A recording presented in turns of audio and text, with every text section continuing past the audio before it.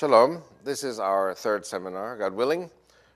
In our first two seminars, I discussed as follows. The first seminar, I spoke about my personal history, about the teachings of Jesus as Judeo-Christian teachings, not just Christian teachings, but teachings to the Jews, the teachings of love the Lord thy God, love thy fellow as thyself, that these are the two most important teachings in the whole Bible, and there are no teachings greater than these two. Love God, love the fellow as yourself.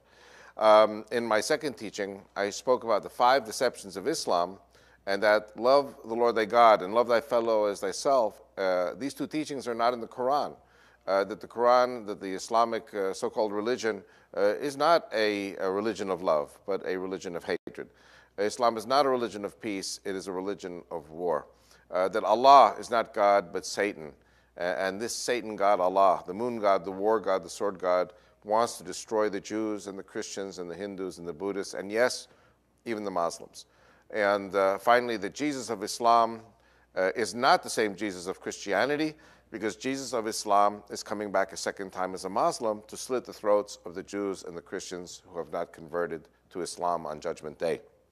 And fifth, and finally, I concluded the second session with the teachings of the Quran, and that indeed the Quran is a plagiarism of the Bible written by a priest and a rabbi, that the rabbi and priest were put in a dungeon and forced to write a holy book for these illiterate Islamic nomads, and then instead of being given their freedom as promised, they were double-crossed and they were executed.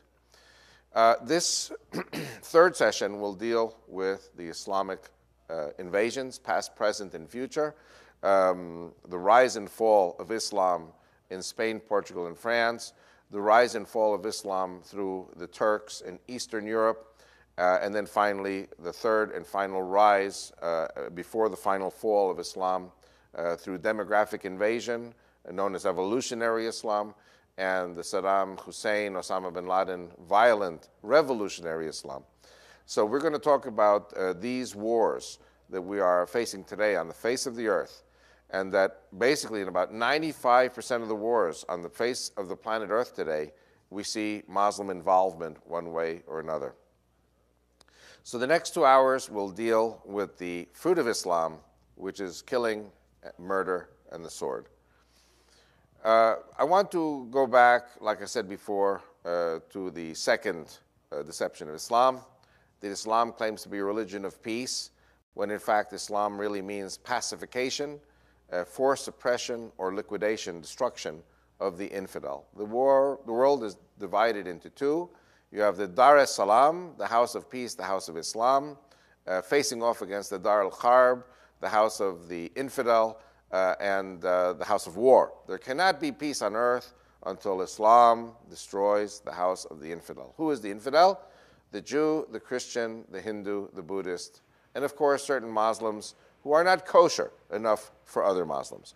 And we described about how Muslims slaughter Muslims in Afghanistan, how Muslims slaughter Muslims in Algeria, and how Muslims slaughter Muslims in the war between Iran and Iraq, and Saddam Hussein and Ayatollah Khomeini, how all of these crazy, fanatical regimes are good for nothing but murder. What I want to do now is to go back to the origins. I want to go back to Muhammad. I want to go back to Ishmael and Esau. And as we mentioned in the second section, we spoke about Ishmael and Esau being men of the sword. Ishmael is described as a wild donkey. His hand will be against all his brethren's hands, and all his brethren's hands will be against his hand, and he will dwell in the face of his brethren. Esau is blessed, or rather cursed, by his father Isaac as being a man who will live by his sword, al-Kharbacha Techiyeh in Hebrew. That Ishmael and Esau basically were disqualified by God for the blessing of the inheritance of Abraham because they were men of the sword, whereas Isaac and Jacob inherited Abraham because they were men of peace, they were men of love, they were farmers, and they were shepherds. And that being farmers and shepherds are part of God's creation plan, and being a man of the sword is part of God's destruction plan. And what I emphasized in my two first sessions, and that I'm going to emphasize again now, is that Islam is diametrically opposed to the Judeo-Christian way of thinking. Islam is a destructive system Judeo-Christianity is a constructive system. Our religion of the Jew and the Christian is a religion of love. The religion of Islam is a religion of hatred. Our God is God, their God, Allah, is the moon god, the war god, the sword god of Satan. Allah is Satan. And of course, Jesus is coming back to slit the throats of the Jews and the Christians on Judgment Day. So we're dealing here with the ingredients of a very, very terrible war, a very terrible series of wars all over the face of the earth.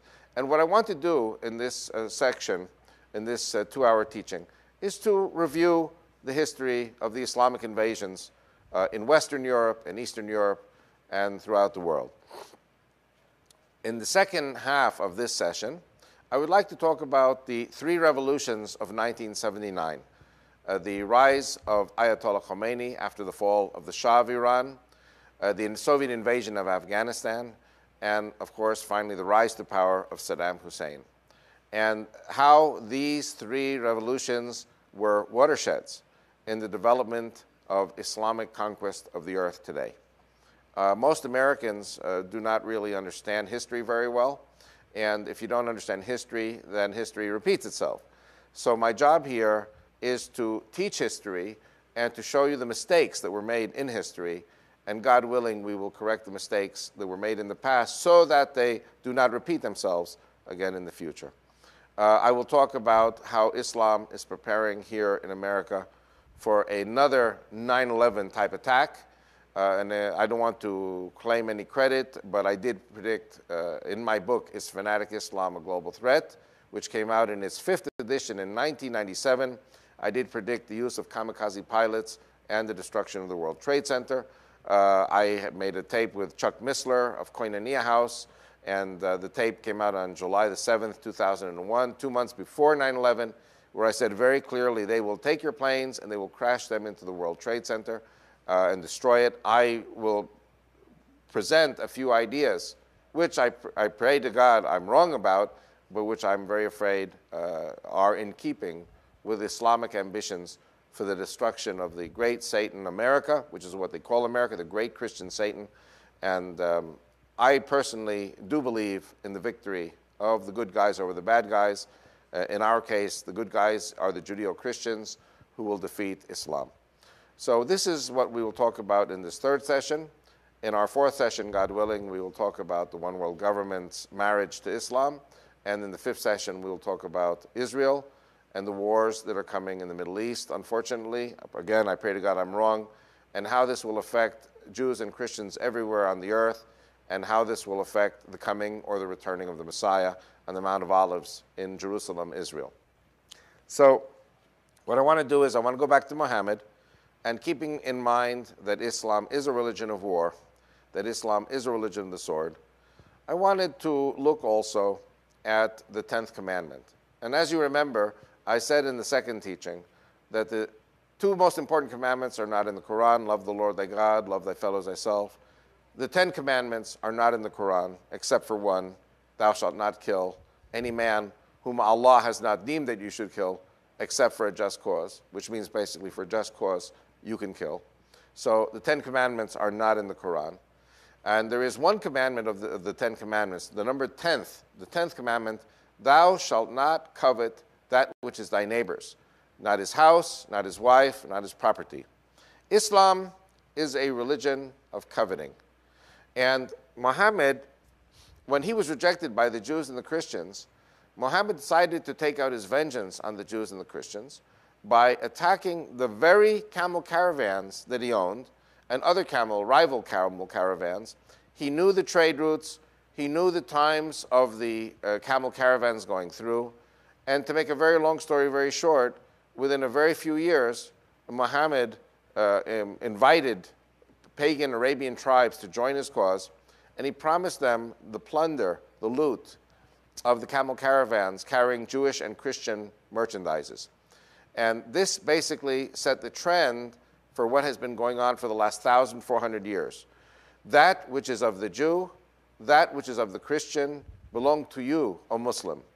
You kill the Jew, you kill the Christian, you take his wife, you take his house, you take his flocks, and you take his children, make them Muslims, and everything that is owned by the infidel belongs to you, O Muslim. So, whereas God tells us not to cover thy neighbor's property, Islam very clearly says, if you are a Muslim believer, it belongs to you.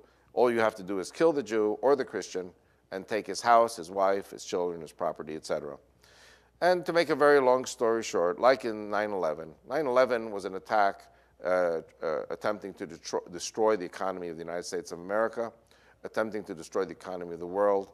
Islam destroyed the economy under Muhammad of Mecca and Medina, and within a very few years, all the camel caravans stopped coming to Arabia because they were all plundered, they were all destroyed, and Mecca and Medina became totally lawless. The moment Mecca and Medina became lawless, it was the end of the commerce in Saudi Arabia of that time as we knew it. Jewish and Christian tribes were annihilated if they did not convert to Islam. And after a very short time, Saudi Arabia as we knew it, and Yemen of that time as we knew it, became Judenrein, meaning there were no more Jews in Saudi Arabia. And today, there are only maybe 100 or 200 Jews left in Yemen. Some Jews were left to live there, but in the holy Islamic land of Mecca and Medina, of Saudi Arabia, Jews to this day are not allowed to step on the soil of Saudi Arabia. And by the way, Christians can be there temporarily, but if a Christian dies while living in Saudi Arabia, the bones must be buried elsewhere, not on holy Islamic soil, because Christian bones defile the land of Saudi Arabia.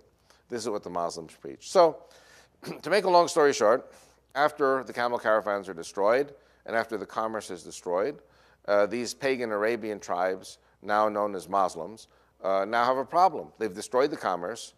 They've looted everything the Jews and the Christians have had. They have taken everything that was of the Jews and the Christians. And now they have to set their sights on new borders, and they have to expand and reach out to new borders, to new countries, in order to continue to plunder, to covet that which is thy neighbor's, and to plunder that which is thy neighbor's. And Islam, within a very short time, ravaged the Middle East, ravaged North Africa, from Egypt to Morocco, from the Holy Land to Iran. And Islam conquered much of the Middle East at that time, North Africa. I think that it is absolutely an outstanding piece of history that has been lost on most Americans. That in the year 711, the Muslims crossed the Straits of Gibraltar, and they conquered Spain, Portugal, and France within 21 years.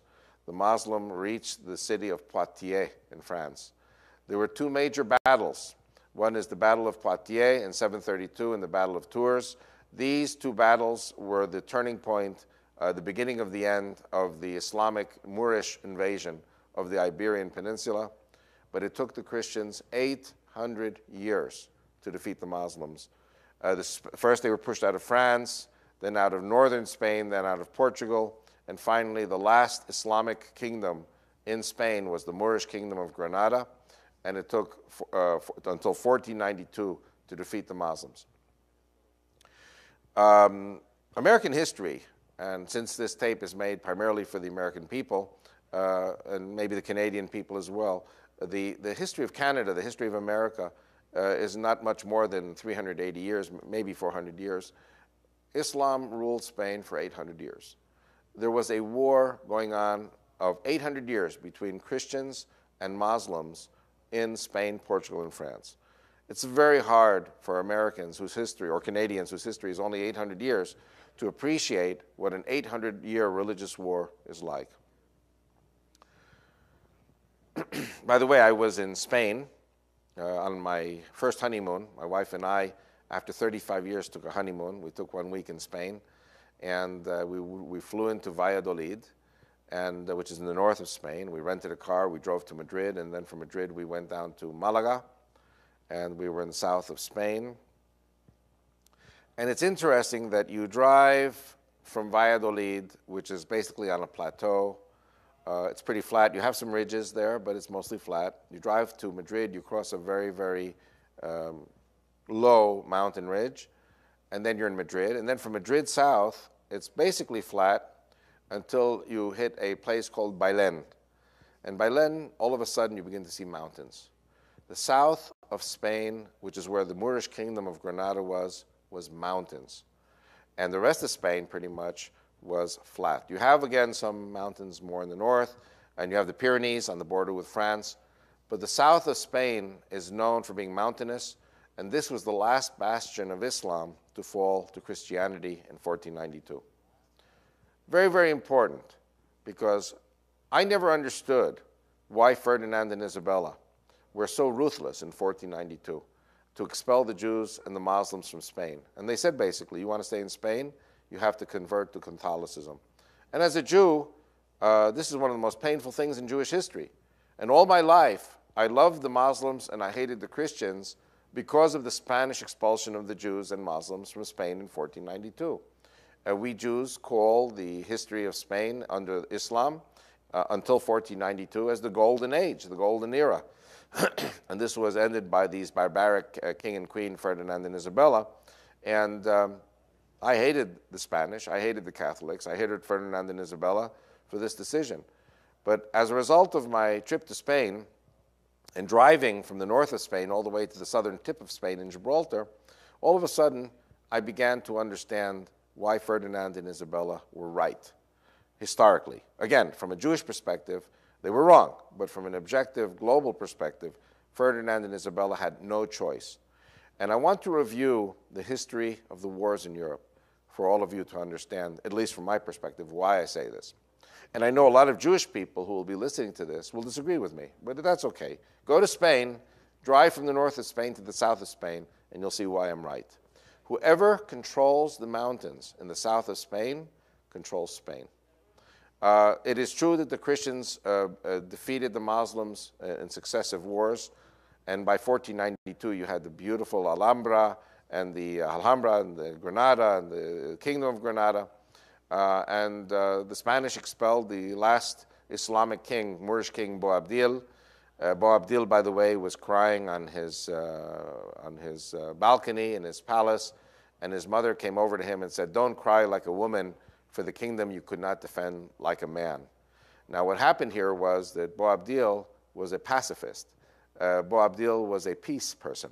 He was a man of letters. He was a cultured person, very educated, much like a Northeast liberal in the United States today. And Ferdinand and Isabella said, you know that we are barbarians and savages. And you know that if you go to war against us, we will wipe you all out and kill all of you. So the best thing for you, because no war is worth it, the best thing for you is to just surrender and leave the kingdom to us, and we will spare your life, and we will spare the life of the Jews and the Muslims if they leave or convert to Christianity and stay in Spain. So again, this is a terrible thing for Jewish history. This is a terrible thing for Islamic history. But from the Islamic perspective, I understand it. And I will, from the Christian perspective, I understand. I will go now into a dimension that I don't think any of you, listeners or viewers, have ever thought of. I was born in the United States, and I was raised in the United States. I went to school in the United States. And of course, we all celebrate Christopher Columbus as the great discoverer of the new continents of North America and South America. What we were taught in American schools, and what I think today is still being taught, is that Christopher Columbus's greatness was he was a spice merchant, and he was looking for ways to travel westward to find the spice supplies, and to prove that the world was round. And what the American school systems totally ignore is the Islamic aspect of these wars. Christopher Columbus, firstly, was not a Spaniard. Christopher Columbus was an Italian. He was from Genoa. He was a sailor. And you see, Americans don't really understand the history of the Turkish invasions to the east of Spain. The Turks were conquering Europe. By the way, 1389, the Turks conquered Kosovo. There was the Battle of Kosovo Field. By the way, Pristina, which is the capital of Kosovo, is the Jerusalem of the Serbian Orthodox Church. There are 1,000 churches and monasteries there. And the Turks conquered it in 1389. I think the year that we are all looking at now is 1453. 1453 was the conquest of Constantinople. Constantinople today is known as Istanbul. Istanbul, which is the greatest city in Turkey. Ankara, of course, is the capital, but Istanbul is the greatest commercial city of Turkey. And it was once known as Constantinople, named after Constantine. And you have to remember, when the Romans were, when the Huns sacked Rome in 450s, Rome collapsed. Western Roman Empire collapsed. It was the Eastern Roman Empire, known as the Byzantine Empire, the Greek Byzantine Empire, which lasted for another 1,000 years. But this Greek Roman Empire began to disintegrate as a result of the Crusades. In other words, the Crusades were a response to Islamic invasions of Europe, but Catholics basically came from France, England, and Germany and slaughtered Greek Orthodox Christians and debilitated the Byzantine Empire. And when we come to the story of Marco Polo, the Italian, traveled along what is today Turkey, along what is today southern Russia or Iran, the Silk Route it's called, traveled to China, traveled to India. And the Renaissance, the rebirth of Europe in the 1300s, 1400s, was pretty much in thanks to Marco Polo's trip, which opened up China and India to Europe. All of a sudden, Europe awakened to this new world, to the east. The Italian city-states of Genoa and Venice and others had navies and army garrisons all along the Silk trade route to China and India. The Italians dominated the Renaissance. The Italians dominated the trade for spices and gold and silver to China and India. Christopher Columbus was part of this Italian chain of command. Now, in 1453, the Islamic Turkish armies destroyed the last Christian stronghold of the Byzantine Empire, Constantinople. And as the Turks had already conquered Kosovo and Serbia and Greece and Bulgaria and Macedonia, now all of a sudden there was a new invasion coming into Europe from the east. Christopher Columbus was now unemployed. All of these Italian sailors were now unemployed. The Italian city-states were bankrupt because their trade routes to China and India were shut off by the Turks. Europe was now starving. Europe had a problem. The two countries which were now developing an alternative to the Italian trade routes were Portugal and Spain. Portugal and Spain had developed a ship called the Caravel. The Caravel had a mast which could make a 360-degree turn, which meant the Caravel could basically travel across any ocean, going east, west, north, south. The Portuguese decided to employ Vasco da Gama, a Portuguese sailor, and to send him around Cape Horn of Africa to the east. And indeed, Vasco da Gama did get through to the Far East. Christopher Columbus, the Genoese-Italian sailor, came to Ferdinand and Isabella after the Portuguese rejected him, and he said to Ferdinand and Isabella, "Give me 3 ships, and I will sail to the west." Now, it wasn't to prove that the world was round, because the sailors knew that the world was round. Most people knew that the world was round. The purpose of Christopher Columbus was to sail west to break through the Islamic blockade of Europe. Europe was starving. And now, in 1492, getting back to Spain, now that the Muslims and the Jews were expelled from Spain, Spain was basically free to protect itself in the event, and listen very carefully to what I'm saying now, in the event of another invasion by the Turks of Spain. In other words, if the Muslims stayed in the south of Spain and controlled the mountains of the south of Spain, and they dug themselves into those mountains, if the Christians did not take those mountains, then eventually the Moors in the south could expect a Turkish reinforcement invasion. And the history of the Islamic invasions of Spain was a history of constant, renewed waves of invasions coming from Morocco across the Straits of Gibraltar into Spain. Spain was invaded a number of times by different Moroccan kings. So the fear of Ferdinand and Isabella was that if they left any vestige of Islamic rule in Spain, that Muslim rule would be inevitably reinforced by a new invasion from Turkey, from the Turkish Navy. And indeed, in 1620, there was a tremendous sea battle between the Turkish Navy and the Spanish Navy. And this battle is called the Battle of Lepanto. in 1620. It was in this battle that the Spanish Navy decimated the Turkish Navy. And it was the beginning of the end of Turkish Ottoman control of the Mediterranean Sea. Getting back to Christopher Columbus, I think it is fair to say that the two great accomplishments of Christopher Columbus was that, number one, he opened up two brand new continents, North America and South America, to Christian colonization. You have to remember that Christendom in the 8th century, when the Muslims invaded Spain, Christendom was basically a half dozen countries in Western Europe. It was England, France, Germany, Spain, Portugal, and Italy. And you have to remember that the Slavic nations were still pagans at that time.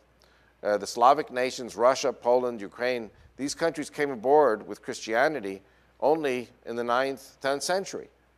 And then they were conquered by the Turks, and they were ruled over by the Turks.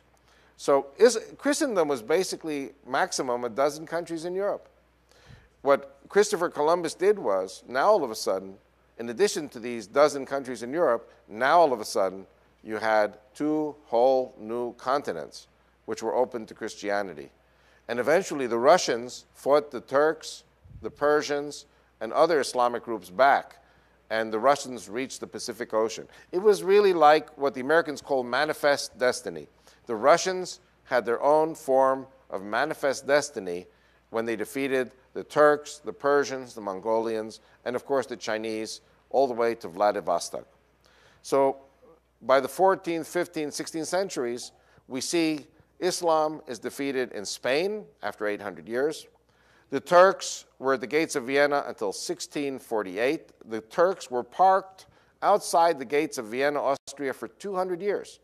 And if you ask any Austrian, the Austrians will tell you, we remember very well the history of the Turks because they were at our doorsteps for 200 years. Again, half the whole history of the United States and Canada, 200 years. The Turks were at the gates of Vienna for 200 years.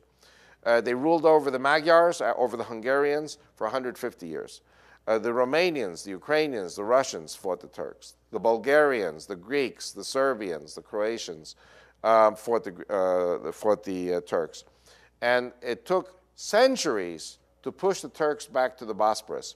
It wasn't until 1912, the last of 3 Balkan wars, that the Turks were finally pushed out of Europe, except for the piece of territory which they own in western Turkey, which is just across the Bosporus from eastern Turkey. So we have here the rise and fall of Islam over 800 years in Spain, Portugal, and France, from 711 until 1492.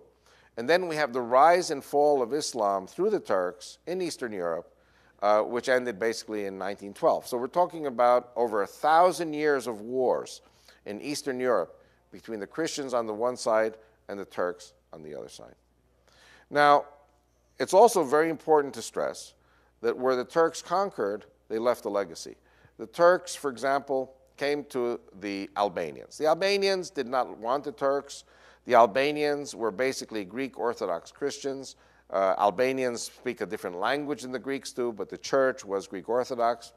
The Albanians are what we know from the Bible as Illyrians, and some people even say that the Philistines came from what is today Albania. They had a leader, Iskender Bey, and Iskender Bey was fighting the Turks for decades, and finally the Turks won out in Albania. And the Turks basically came to the Albanians and said to them, why are you fighting us? If you convert to Islam, we will let you covet thy neighbor's property, and you can take over the lands of those who have not converted to Islam. So the deal here, you become a Turk, you become a Muslim, you can take whatever you want from the Jew and the Christian. The Bosnians were Bogomils. Bogomils are a heretical Christian sect that believe that God has 2 sons. One is Jesus Christ, and the other son is Satan. So this, of course, is a heretical way of thinking. The Bogomils were persecuted by the Catholic Church of Croatia and by the Greek Orthodox Church of the Serbs. When the Turks came, the Turks offered a deal that the Bosnians could not refuse. The Turks said to the Bosnians, if you convert to Islam, become Muslims, then the Turkish kingdom will protect you The Turkish Sultanate will protect you from the Catholics in Croatia and the Greek Orthodox Serbs. So now, all of a sudden, the Albanians, most of them convert to Islam. The Bosnians, most of them convert to Islam. And the wars that we see today in the former Yugoslavia, in the Balkans today, is a war, the seeds of which were planted 300, 400, 500 years ago by the Turks. And one of the teachings that I share in my second book, Christian Revival for Israel's Survival, shows how Bill Clinton and NATO worked against Christians, the Serbs, sacrificed the Christians, sacrificed the Serbs, and gave the land of the Christians over to the Albanian Muslims and to the Bosnian Muslims. And by the way, the Bosnians are Serbo-Croatian in culture and in ethnicity. Albanians, like I said, are Illyrians. They have a different language. They're a different racial group. The Turks created a problem which today Europe is facing. And Bill Clinton helped to create 2 new Islamic republics in Europe. First, you had just Albania. Today, you have Albania, Bosnia, and Kosovo, which are now Islamic republics. And the Muslims are not finished. The Muslims now are fighting in Macedonia. Macedonia is another Balkan republic, which is 25% Muslims, mostly Albanian Muslims, by the way. We are now talking about Greater Albania, which will basically encompass Albania, Kosovo, and Macedonia. And these Muslims want eventually to take over Macedonia in order to create a 4th Islamic republic in Europe.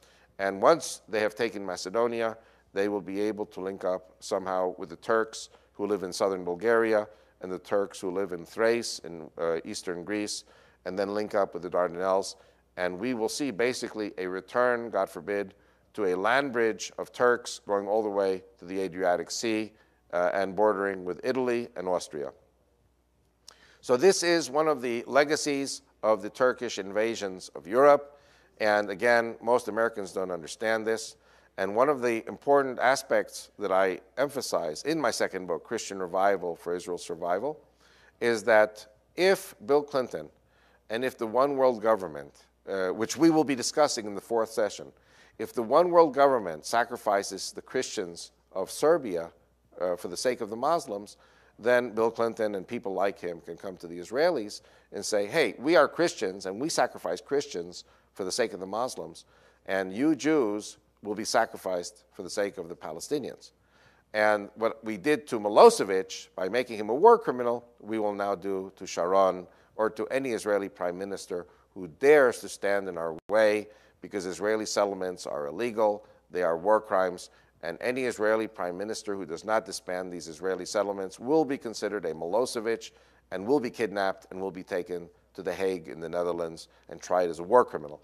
So these are things that Americans have no clue about, because Americans don't understand history and Americans don't understand the forces that are at play here. So I will be talking about this in the 4th session, about the one world government, the harlot riding the dragon in Revelation 17. So what I want to do now is to go to the next stage. We have discussed the rise and fall, the first rise and fall of Islam through Spain, Portugal, and France, the second rise and fall of Islam through the Turks and Eastern Europe. By the way, I think it's ironic, or if you're not a Christian, you'll say it's spooky. If you are a Christian, you'll say that this is God's divine plan. But I was in New York when the first attack happened in New York City, in the World Trade Center. I was in New York when TW-800 was shot out of the skies by one of Saddam's missiles. I was in Tulsa, Oklahoma, when the Oklahoma City bombing took place. And I was on my way back to New York, I was in Ohio when the World Trade Center was indeed destroyed on September the 11th, 2001. My wife and I were dreaming to take our honeymoon to Spain. This was months in the planning. And sure enough, the day before we go to Spain, the bombs go off in the subway in Madrid.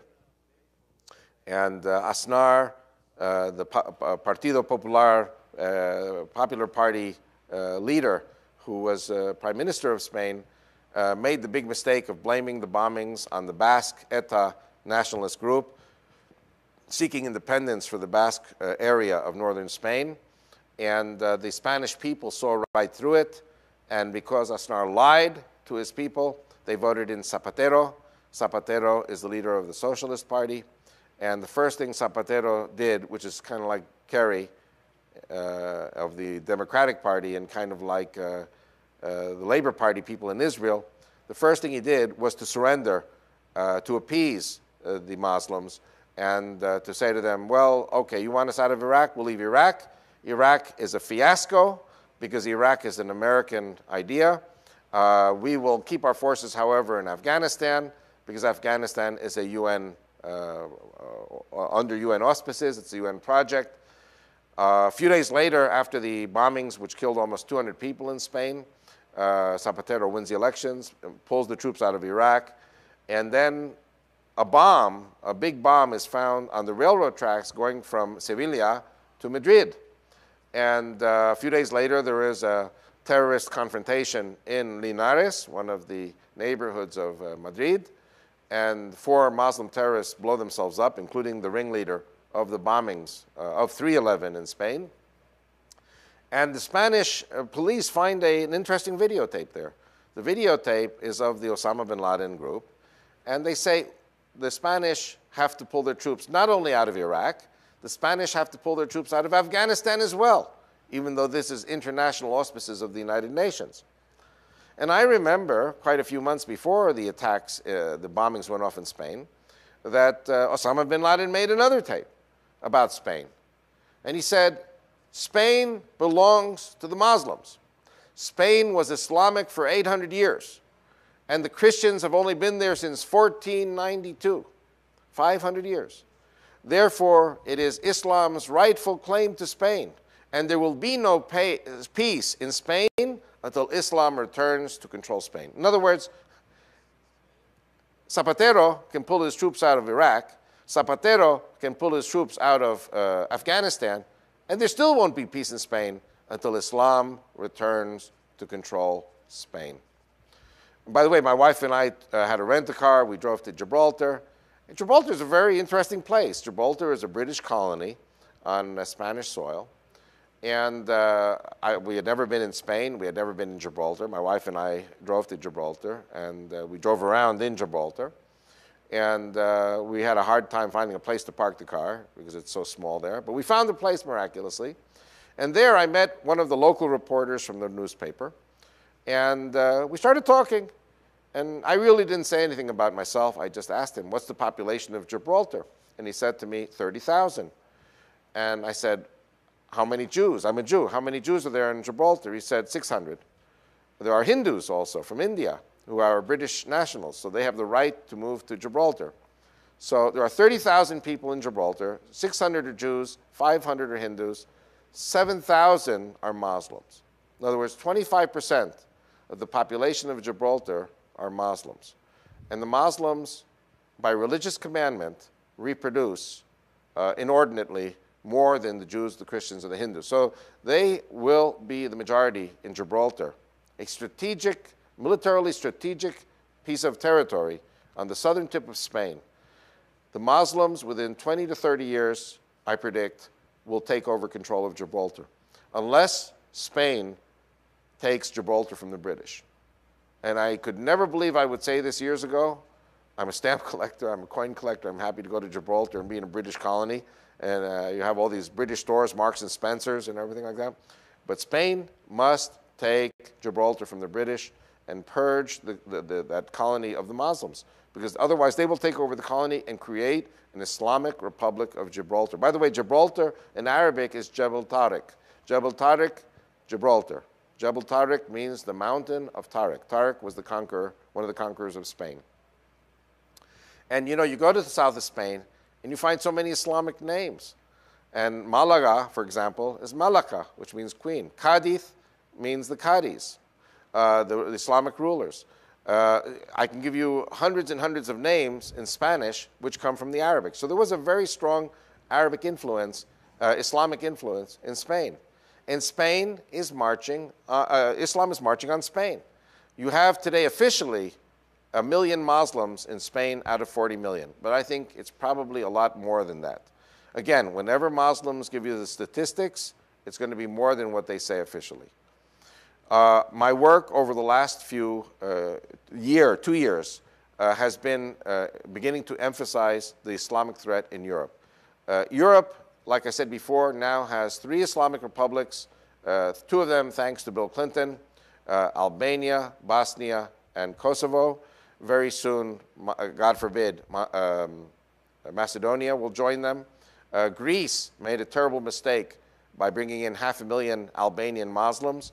So Greece, a country of 10 million people, has now invited an invasion of 500,000 Albanians, so that's 5% of the Greek population. 100,000 Turks live in Thrace, so that's 600,000. 6, 7, 8% of Greece today is Muslim. During the war between Greece and Turkey in the 1920s, when Venizelos was the dictator of Greece, the military leader of Greece, the population of Greece was 10 million, and the population of Turkey, Islamic Turkey, was 10 million. Today, Greece is 10 million, the same number, and Turkey is almost 70 million. So the Turks are ready to conquer Greece. The Turks are ready to conquer Cyprus. And the Turks are living in the south of Bulgaria. And like I said before, the Bulgarians today are beginning to realize that they too are facing an Islamic threat. And there is a discussion today about Turkey joining the European Union. And from what I hear from the Europeans I speak to, Europe will reject Turkey's admittance to the European Union, because the moment Turkey becomes part of the European Union, you will have a tidal wave of 40 to 50 million Muslims who will be coming not only from Turkey, but from the 6 Islamic republics that broke away from the former Soviet Union. And we have a problem today in Turkey, in Europe, that the Europeans are not reproducing. The birth rate is 1.5% 1.5 children per mother, whereas the Muslims have much more than that. So the population of the Europeans, the Jews and the Christians, is shrinking.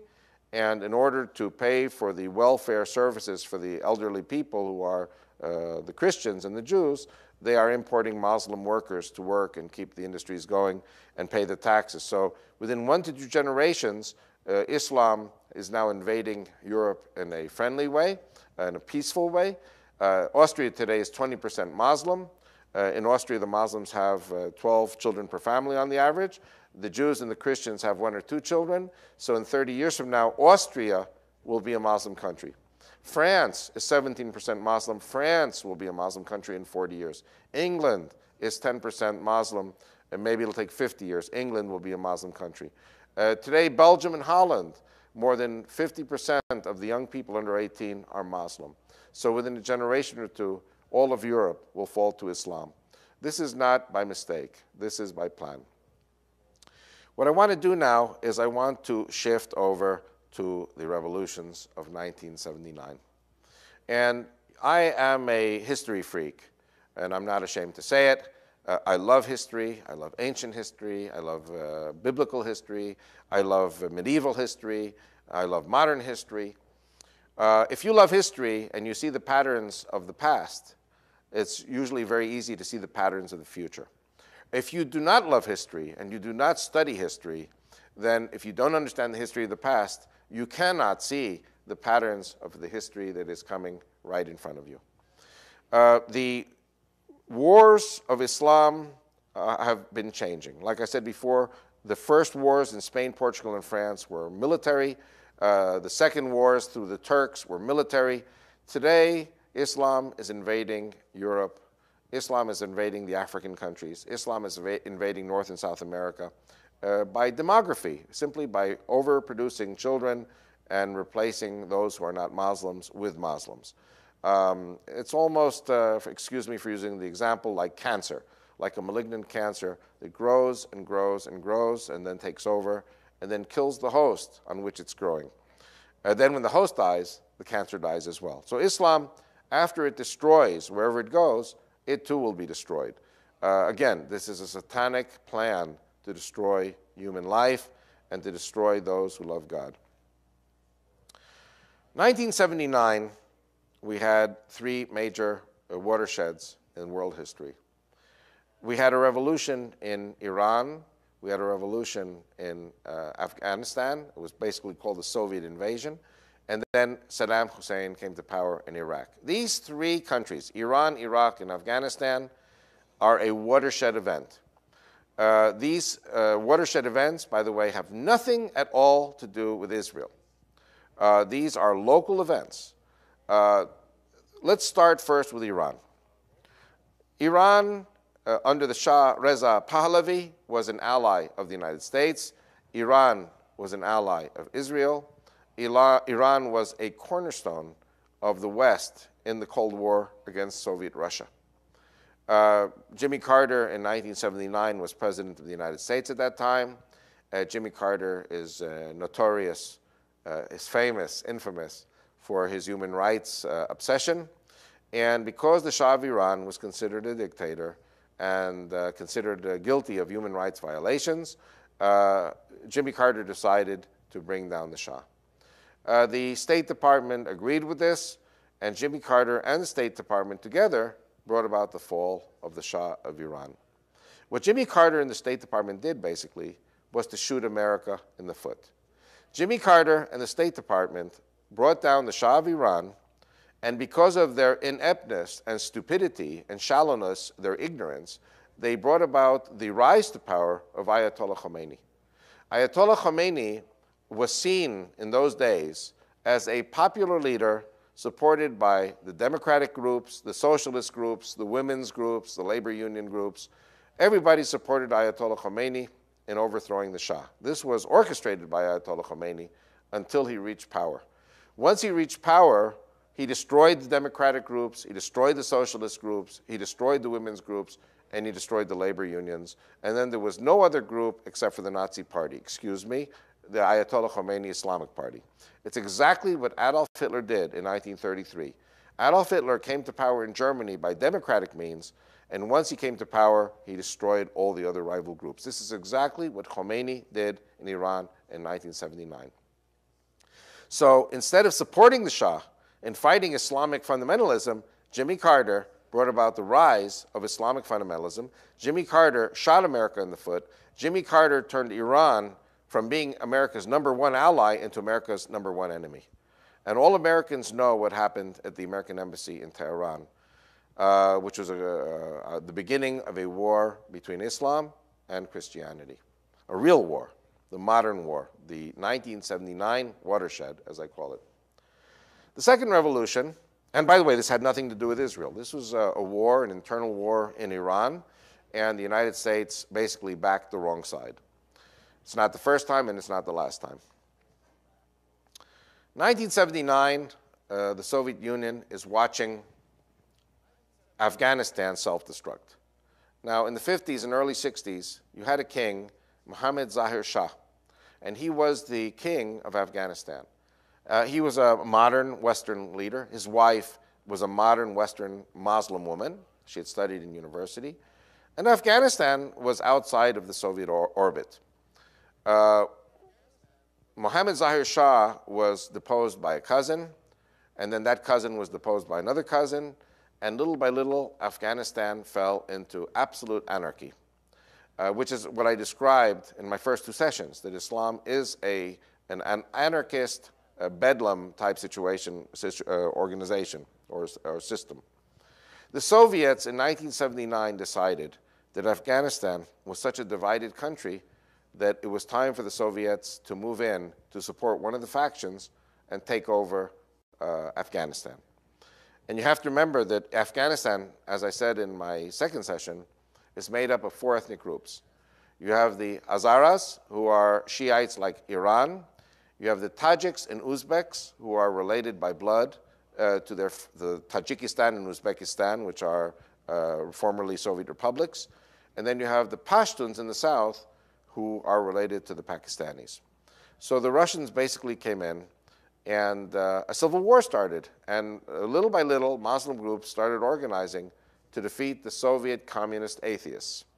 And the CIA helped the Mujahideen to defeat the Soviets. This was part of the Cold War, just as America was defeated in Vietnam after many, many bloody, costly years. So too, the Soviets eventually were defeated. It took 10 years. the Soviets were defeated in Afghanistan. And I think one of the greatest, bloodiest failures of the Soviets was the use of Stingers by the Mujahideen, Stinger missiles, which were supplied by the CIA.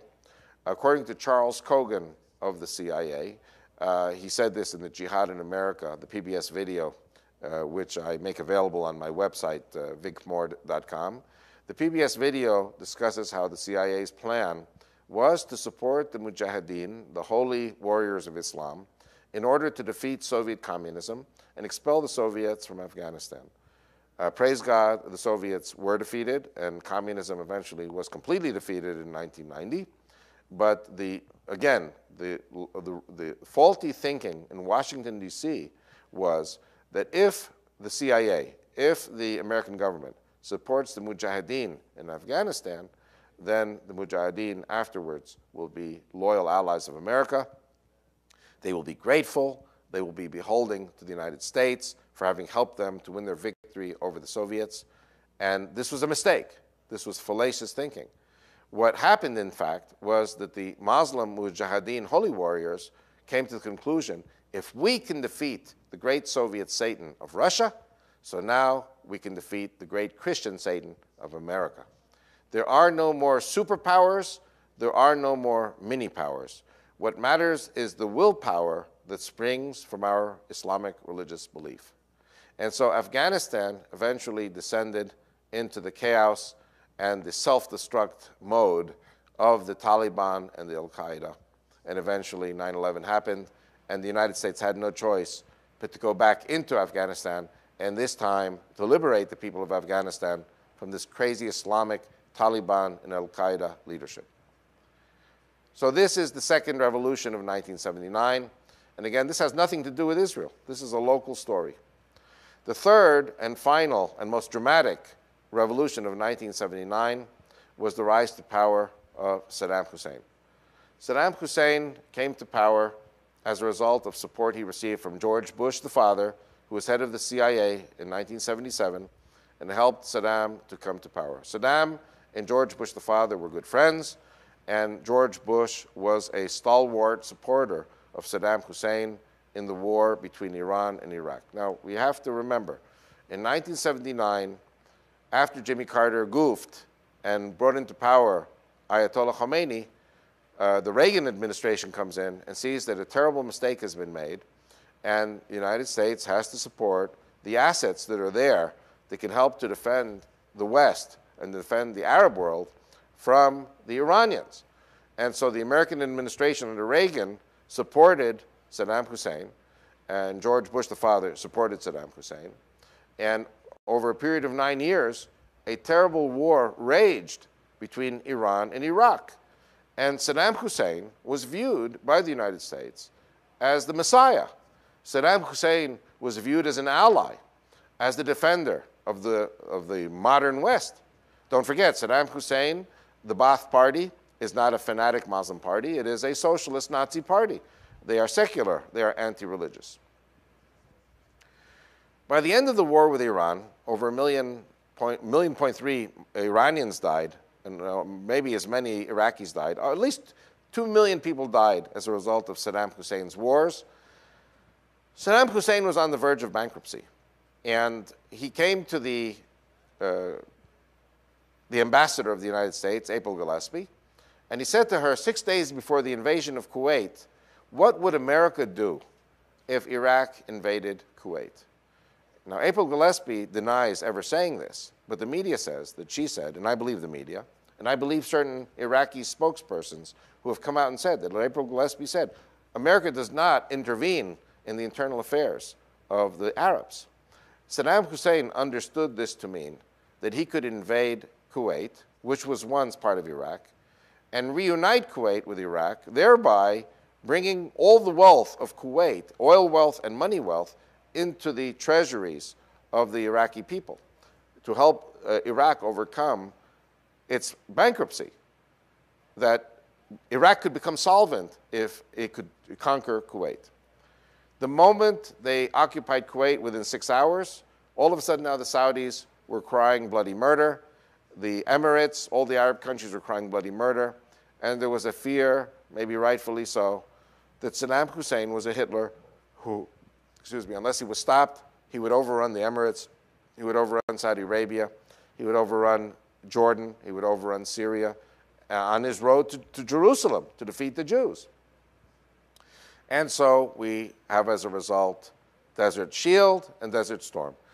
And what happened in Desert Shield and Desert Storm was Saddam Hussein went from being ally number one to enemy number one. So we have an ironic situation here. United States, with its own hands, brings down number one ally, the Shah of Iran, and puts in Ayatollah Khomeini. United States, with its very own hands, supports the Mujahideen, who later become the Taliban and the Al-Qaeda. United States, with its very own hands, helps Saddam Hussein, who then becomes enemy number one. And it is reputed that 200,000 Iraqi soldiers died in Desert Storm, and 1,500,000 Iraqis died as a result of the UN sanctions. 1.7 million Iraqis died, 10% of the Iraqi population. And now Saddam Hussein comes to the American people, and he comes to the Iraqi people, and he comes to the world and says, America is responsible for killing 10% of the Iraqi population. Therefore, the Iraqis now have a motive to kill 10% of the American population. And so plans are now underfoot, by the way, together with the Iranians, together with the Mujahideen, to defeat the great Christian state in America. Because it was America that enjoyed the defeat of the Soviets. It was America that enjoyed the defeat of Saddam Hussein. And America had to be punished. When we look with retrospect, and by the way, as we are doing this program now, the 9/11 Commission is meeting in New York City and in Washington. And the 9/11 Commission is discussing things. We heard just now, I mean, I knew this all along, that the two aircraft which hit the north and south towers of the World Trade Center were flying beyond their ability to fly. They were flying beyond the envelope. They were pushing the envelope. The planes were going above the velocity that those planes should be flying. The planes were actually vibrating because they were flying so fast. They were full of aviation fuel. The planes hit the towers around the 97th floor, considering that those floors were the floors that had to be hit in order to topple the buildings. Now, we don't understand and we don't appreciate the miracle of 9/11. 9/11 was a miracle. The plan of Saddam Hussein and Osama bin Laden was to kill 250,000 Americans in New York City on 9/11. 3,000 people died. This is a miracle. With all the pain that those 3,000 and their families suffered, it was a miracle because the planes hit the towers at full velocity with the design, with the intention of toppling the towers simultaneously. And there were people in those towers who said that the impact from the planes caused the buildings to tilt temporarily, and then the buildings returned back to their stable positions. So the air attacks basically failed. The idea was to topple the buildings sideways, killing 50,000 people per tower instantaneously, and then killing another 50,000 people underneath each tower on the ground, underneath those towers. So to kill 250,000 people, and crash the buildings in such a way that they would fall on Wall Street. The idea was to destroy Wall Street. A crash, literally, a crash on Wall Street. That's what Saddam Hussein and Osama bin Laden were looking for.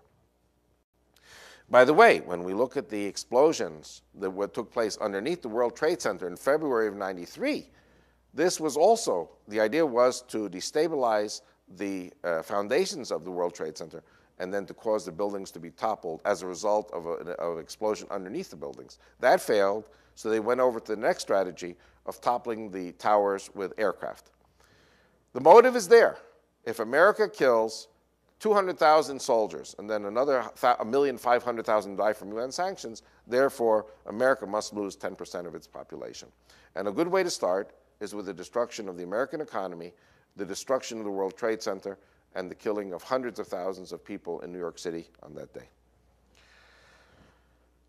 What I want to say now is very, very painful for me to say, and it is the fruit of, I would say, 15 years of private investigation work and personal experiences on the ground here in the United States of America. I come to the United States. I started in November of 1990. I had a hiatus of 3 years to study to be a rabbi. I did not become a rabbi, but I showed what I learned in the first 2 sessions. Now we're talking about military spokesman that I was. We're talking about prime minister's senior editor and translator that I was.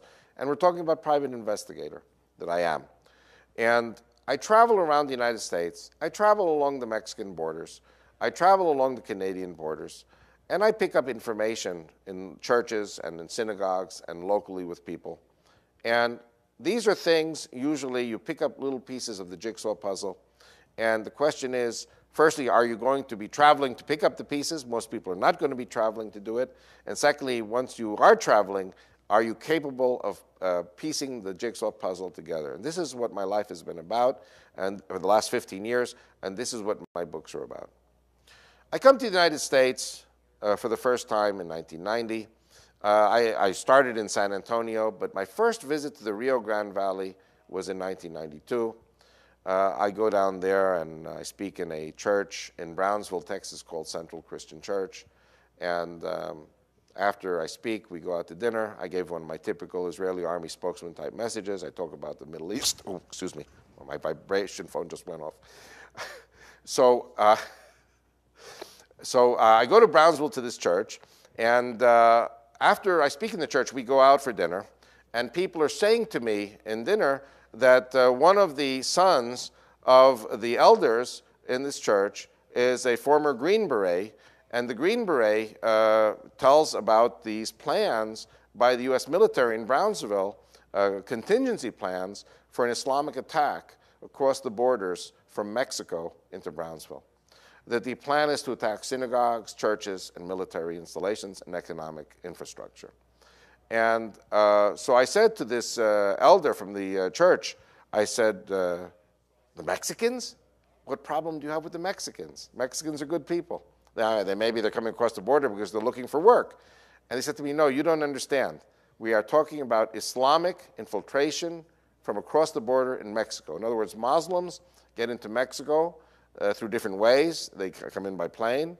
They come in also infiltrating Mexico from Central American countries. Many times you have freighters in the Gulf of Mexico dropping speedboats into the water, which unload these Islamic people in Mexico, on the shores of Mexico, or on the shores of Central American countries. Then they climb northwards until they reach the Rio Grande, and they come across.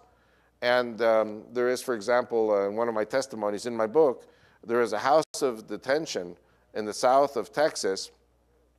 And this house of detention, 30% of the people in this jail are OTMs. OTMs are other than Mexicans. And so there are Muslims, there are terrorists coming across the border from Mexico, and a lot of them are not being apprehended. And so anyway, I put this in my book, and 5 years later, in 1997, I go to Brownsville again, and I meet with these people again, Central Christian Church, and I go to a reception afterwards, and I get this call, I get this, these 3 Christians come over to me, and they give me testimonies. And one indeed was about this house of detention in the south of Texas, with 30% of the people are not Mexicans at all. They're OTMs, other than Mexicans, many of them Arabic or Iranian speakers, sent from the Middle East to wreak havoc in the United States of America. Another testimony I received was from a former policeman who was saying to me that in 1982, 1983, he was a deputy, and he gets a call from the sheriff. And the sheriff, it's 4 in the morning. He says, bring as many handcuffs as you can and come immediately to assist me. And he called another deputy. And when the 2 deputies arrived, this was at Boca Chica. Boca Chica is at the mouth of the Rio Grande River as it empties into the Gulf of Mexico. Now, the Rio Grande River is a very shallow river, and you can basically wade across. It's not a problem. The 2 deputies arrived on the scene at 4 in the morning, and they find the sheriff standing there with his pistol pointed like this at 6 guys were in the back of the van with their hands up. They were wet from the waist down. They had waded across the Rio Grande River, and there were 2 guys in the front of the van with their hands raised also. And basically the sheriff said, anybody who moves, I blow your head off. And finally, the 2 deputies arrived with handcuffs, and they handcuffed the 6 guys in the back one by one, and the 2 guys in the front. And lo and behold, these 8 guys, they're not Mexicans. They're Palestinians. They don't speak Spanish. They speak Arabic. They had just waded across from Mexico. And after they were handcuffed and taken out of these vehicles, out of this pickup truck, they noticed, the policeman noticed that the pickup truck was still heavy and sagging to the ground. And so the policemen started to unload the van, and they found AK-47s, Semtex plastic dynamite, and plastic dynamite, and they found other weapons of these terrorists, which had been smuggled across the river into the United States from Mexico. They called in the Border Patrol, and for those of you who are from Texas, you know that the Border Patrol's job is to catch illegal immigrants coming in looking for work. And the Border Patrol said, hey, this is too big for us. This is not for us. You call in the ATF. So they called in the ATF, and the ATF came in from Houston, swooped up the van, swooped up the terrorists, and took them all back to Houston. The next morning, the sheriff and his 2 deputies are in their Brownsville offices there, typing up their reports. And who shows up? The ATF. And the ATF comes, says, give us the reports. They shredded the reports and said to the local policeman in Brownsville, forget about this incident, it never happened. So this policeman in this Central Christian church says to me, and you know what? I forgot about it for 17 years until you came back to this church in 1997. Now we have to remember that 1982, 1983 was the Lebanon War, Operation Peace in the Galilee, and the Palestinians were preparing to open up another front in the United States of America. So here we have a classic example of Islamic infiltration into the United States of America, one in many, e pluribus unum, one in many infiltration attempts into the United States of America. Another testimony I received was from a woman in her 50s, a senior State of Texas Department of Health official, and she was telling me that the Department of Health of Texas had just had a seminar on South Padre Island, and that they had been told in the summer of 1997 to prepare for outbreaks of different types of plagues, different types of biochemical terrorism. We're talking about exactly the things that Saddam Hussein had in this inventory. And she said, why should we be looking for these plagues? Why should we be looking for these biochemical terrorist weapons? Who would do such a thing to America? Because it's inconceivable for Americans that anyone would want to do something like this on American soil. And her bosses said to her, for reasons of political correctness, they could not use the I word, Islam word. They said religious and nationalist fanatics who were coming to harm the United States of America. And after she heard my presentation, which is kind of what I shared before about the 5 deceptions of Islam and how Islam must destroy the great Christian Satan, America, then she understood the why and the who. And it's interesting indeed that the 5th edition of my first book, Is Fanatic Islam a Global Threat, came out just a day or 2 after the then Secretary of Defense, William Cohen, held up a 5-pound bag of Domino sugar.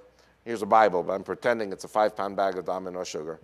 And he held this up the last week of December of 1997. It's in my book. And he says, this much anthrax could destroy the world. 5 pounds of sugar. This much anthrax could destroy the world.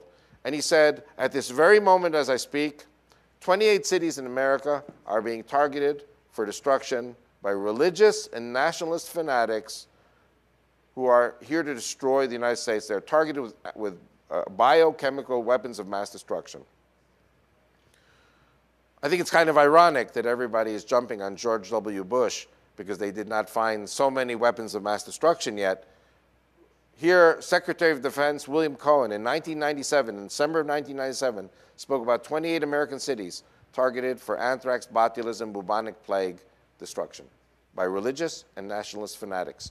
Never was the name Iraq mentioned.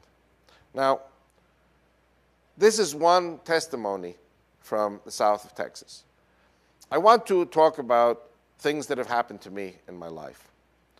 And again, a lot of my testimony is based on personal experiences.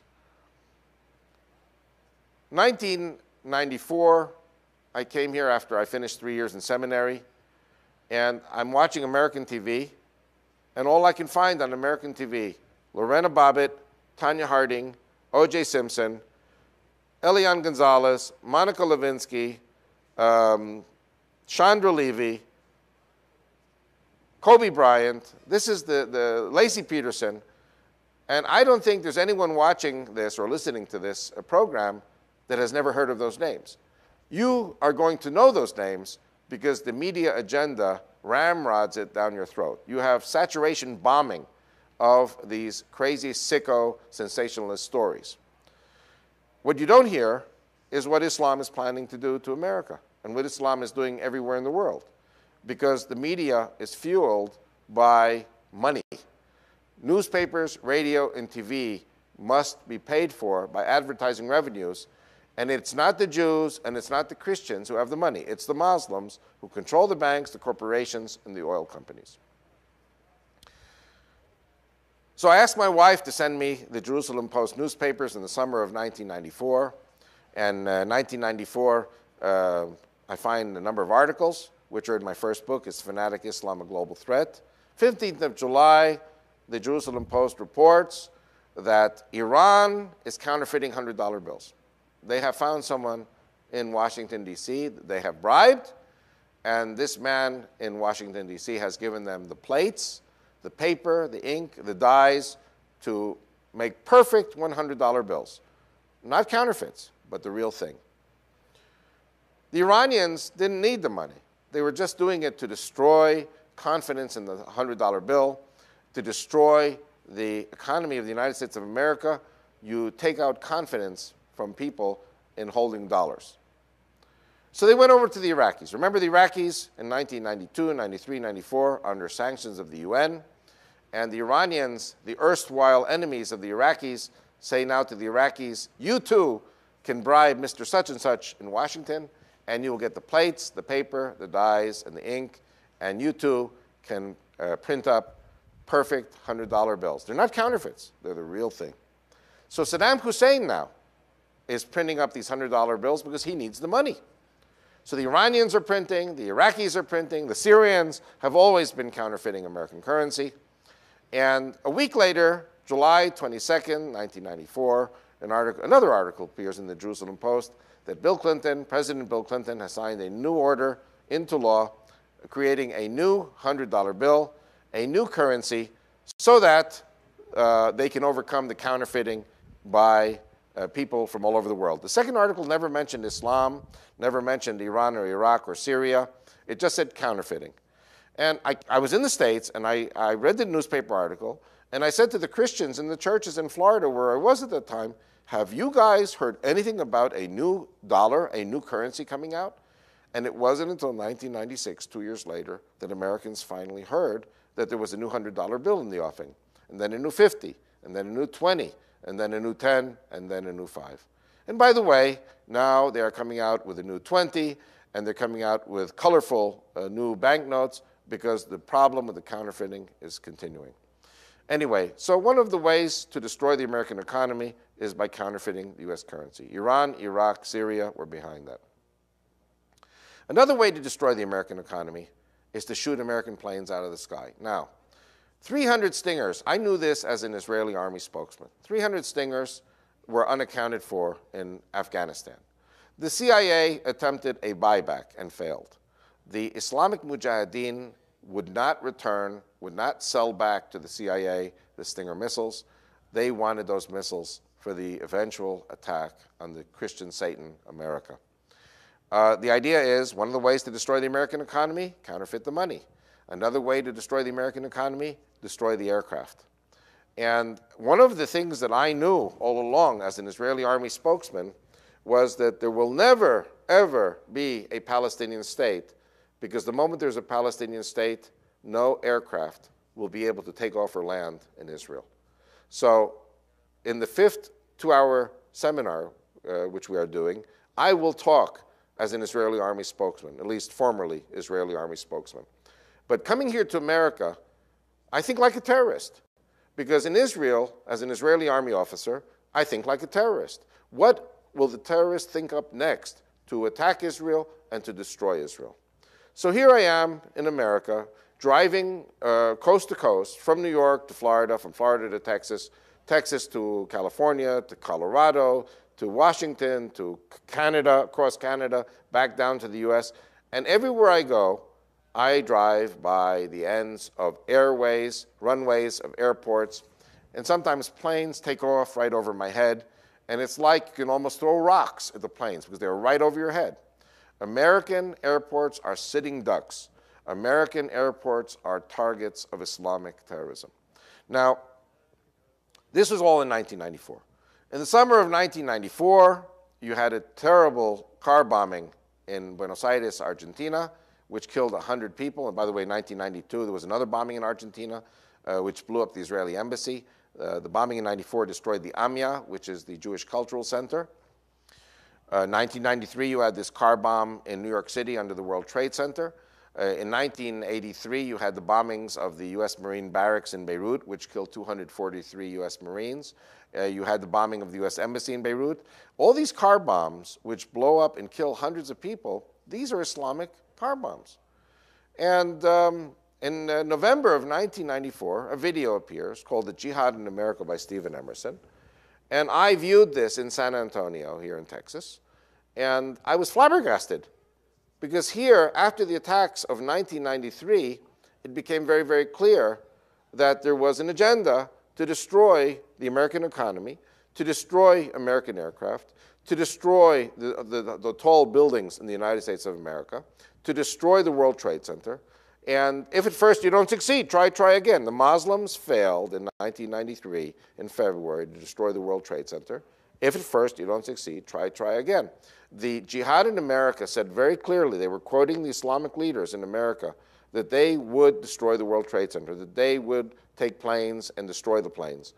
Like I said, July 7th, 2001, 2 months before 9/11, I made a speech with the Koinonia House of Chuck Missler, K-House, 1-800-K-House-1, if you want to get it, call them. And I said, they're going to take your planes and crash them into the World Trade Center. And people thought I was nuts. How could you say such terrible things about the Muslims? They're good people. I said, Muslims are good people, but they're going to blow up the World Trade Center with using your aircraft. And 9/11 happened exactly as I predicted. I didn't say when, because I didn't know when, but the Muslims promised it, and the Muslims took 6 years to plan this and to carry it out. And by the way, on page 96 of my first book, is Fanatic Islam, A Global Threat, there is an article there about the 4 first kamikaze pilots trained in Iran, ready to carry out kamikaze suicide pilot missions. How many pilots were there on 9/11? There were 19 suicide bombers, but 4 of them were the pilots.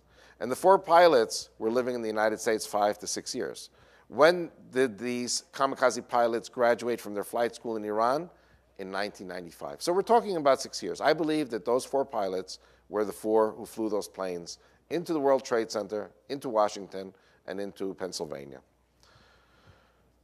Again, the planes on 9/11 flew at full velocity, and their plan was to attack and destroy the World Trade Center, which they did, and to create a crash on Wall Street, which they failed to do, and to kill 250,000 Americans, which, praise God, they failed to do. 3,000 died. We mourn for them.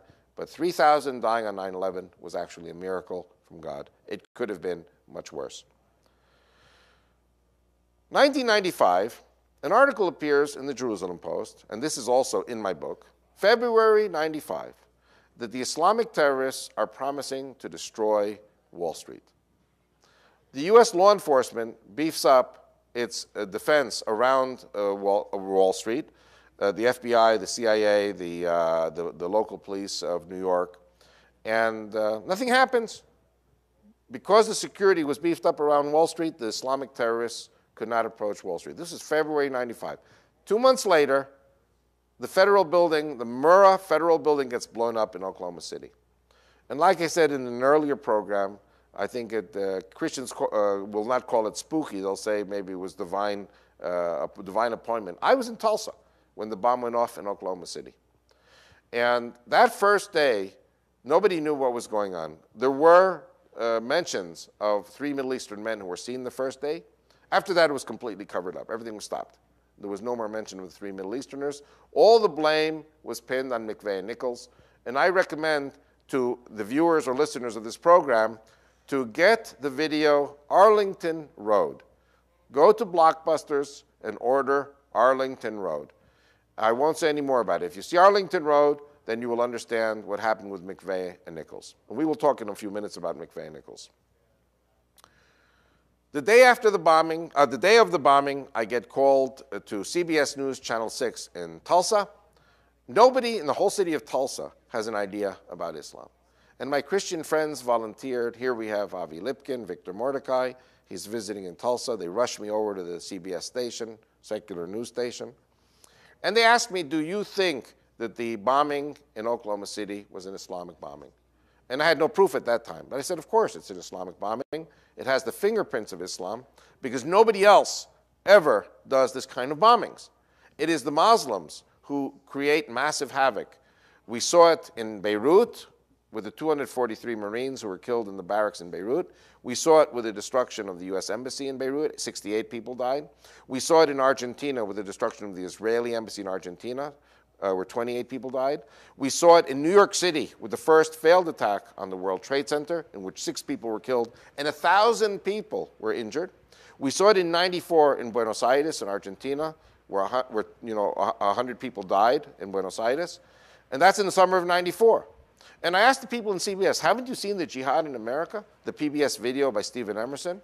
This movie talks about these car bombs. So what happened in Oklahoma City had to have been Islamic. It's the only game in town. Nobody else is doing this kind of stuff. The next day, my Christian friends call me, and they tell me the following, that the parents of one of these Christians, the parents live in McPherson, Kansas, which is across the border from Oklahoma. And that CBS News, the local affiliate of CBS News, interviewed the local fertilizer merchant who spoke about the fact that he had sold 1.25 tons of ammonium nitrate fertilizer to 3 Middle Eastern men. And that these 3 Middle Eastern men paid cash, which is unusual because farmers give a check or they buy on credit.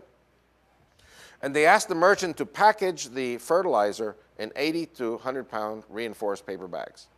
Now, that doesn't make sense if you're a farmer. If you're a farmer, you buy 1.25 tons of ammonium nitrate fertilizer, you buy it in bulk, you put it in your pickup truck, you put it in your spreader, and you spread it. But if you put it in paper bags, you're not going to use it for spreading in the field.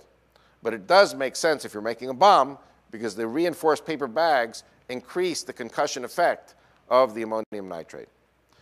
That afternoon, I get another call from my Christian friends that the parents called them from McPherson, that the FBI had just visited in McPherson, Kansas, and that the FBI had confiscated the CBS interview with the merchant, and that they were trying to get the merchant to change his story. The next day, 2 days later, I get the Israeli newspaper, Yediot Ahronot, which is the biggest paper in Israel, and Chaim Shibi, who is one of the most respected journalists in Israel, writes that there were 3 Middle Eastern men. Again, the merchant sold the fertilizer to 3 Middle Eastern men. There were 3 Middle Eastern men mentioned in Yediot Ahronot, and they made a clean getaway to Dallas-Fort Worth Airport, which is a 3-hour drive from Oklahoma City. And a week later, I was in New York City, and the CNN station came out with a public service announcement on behalf of the FBI looking for the 3 Middle Eastern men who made a clean getaway and the Oklahoma local driver who saw them. So here you have 3 independent sources, corroborations. And what I do always is I cross-reference before I speak about anything. There were 3 Middle Eastern men there, and the Bill Clinton administration covered this up. And this will all come out in the 9/11 Commission very soon. I put this in my book, by the way, in 1997. And I have to tell you, there's a lady in Washington, D.C. Her name is Dr. Lori Milroy. Dr. Lori Milroy works for the Justice Department. And Lori Milroy is kind of like my wife. She yells at me all the time. And she says to me, Avi, you are doing the American people a great disservice, because this is not a question of Islam. You and your Islamic blob. I always talk about the movie The Blob, that Islam is like the blob. It goes around sucking up people and digesting them and growing, and wherever Islam goes, everybody else disappears. She said, this has nothing to do with Islam. This is Saddam Hussein. This is state terrorism. Saddam Hussein wants to take out vengeance on the United States. And the Bill Clinton administration pinned all the blame for the 1993 attack in New York City on Sheikh Omar Abdul Rahman and 14 other co-conspirators. But Ramzi Youssef, who made the bomb, got away. He was a Saddam Hussein agent, and he was also working with Osama bin Laden. So 1993, the really guilty party in the first attack on the World Trade Center in 1993 was Saddam Hussein and Osama bin Laden. In 1995, she said to me, the true culprit in 1995 in Oklahoma City was Saddam Hussein. And she says to me, you and your Islamic blob theories. McVeigh and Nichols were working with Saddam Hussein. So I was ready to give her the benefit of the doubt, but I still said, I still think it's an Islamic attack, because these Islamic bombs have been going off for decades already. My Christian friends said to me, Avi, please stop talking about Oklahoma City, because if Bill Clinton didn't admit it, it didn't happen. If CNN didn't admit it, it didn't happen. If the FBI didn't admit it, it didn't happen. And besides, Bill Clinton took this attack on the Oklahoma City Murrah Federal Building and said that McVeigh and Nichols were solely responsible and that they were Christians. They were Christian right-wing militia. Believe me, it was not a nice thing. It was not a politically correct thing to be a Christian in America in 1995. Bill Clinton blamed everything on the Christians. And so my Christian friends were saying to me, please stop talking about Oklahoma City. It's just another conspiracy theory. And so I put it in my book. My book came out in 1997. It's there on page 265, Oklahoma City, the Islamic attack. And McVeigh and Nichols were involved, but they were not alone. There were 3 Middle Eastern men. That's what's in my book. In March 2001, a lady appears on the O'Reilly Factor on Fox News. Her name is Jana Davis. Jana Davis is not what you'd call a born-again Christian.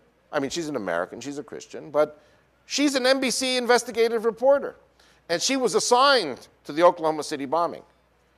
And she collected pictures of the Iraqi Army Republican Guards who were there seen in surveillance pictures and surveillance tapes, which were confiscated by the FBI. Charles Key, a representative of the Oklahoma House of Representatives, met with me. He showed me the album with these Islamic terrorists, these Iraqi Army Republican Guards. And again, people were saying to me, please stop talking about Oklahoma City. Charles Key had his character assassinated by the Clinton administration. Jana Davis was fired from NBC because she was taken off the case, even though she said, I have all this hot evidence. On March the 20th, 2001, Jana Davis comes out with a report that she offered the FBI 1,000 pages of documents regarding the Iraqi participation in the Oklahoma City bombing. And I asked Jana Davis, I asked Lori Milroy, why don't you come out public? She says, I work for the Justice Ministry. I cannot come out public with this information. But we all know that it's Saddam Hussein. But there's a cover-up being taking place. So 93 was Saddam Hussein. Oklahoma City was Saddam Hussein. Jana Davis now has just come out with a book. She's been appearing regularly now on Fox News. Fox News seems not to be too afraid to come out with the truth that Bill Clinton covered up Oklahoma City. The FBI refused to receive 1,000 pages of documentation about the Oklahoma City bombing, and that indeed there were 22 signed, notarized affidavits testifying to sightings of Timothy McVeigh and Iraqi Army Republican Guards at the bombing site. Terry Nichols trained in the Philippines with the Islamic terrorist group Abu Sayyaf that was formed by Ramzi Youssef. Who's Ramzi Youssef? He built the bomb in New York City in 1993. So you see there's a pattern here. Saddam Hussein is indeed behind the 1993 bombing. Saddam Hussein is behind the 1995 bombing in Oklahoma City. And then in the summer of 1996, TW-800 is shot out of the skies. And a new cover-up takes place because Bill Clinton is afraid if the American people hear the truth that this was a Saddam Hussein missile, that Americans will stop flying and the American airliners will go bankrupt. So they come up with this story about the cockpit being severed from the rest of the plane because of a fuel injection explosion, something that has never happened, never ever, with any other Boeing 747. This is a completely cockamamie story that was made up. 200 people on the ground saw the missile. Veteran American military pilots saw the missile. And they were Vietnam veterans. They were not kooks. These were people who had been serving in the U.S. Air Force for 30 years. This was the creme de la creme. And they had seen Soviet ordnance in Vietnam. They knew this was either a SAM or a Strela missile. General Ben Parton investigated he checked out the wing of the TW-800, and the metal had melted. Now, metal of the wing of the plane cannot melt from an orange fire blast, which is the blast of aviation fuel.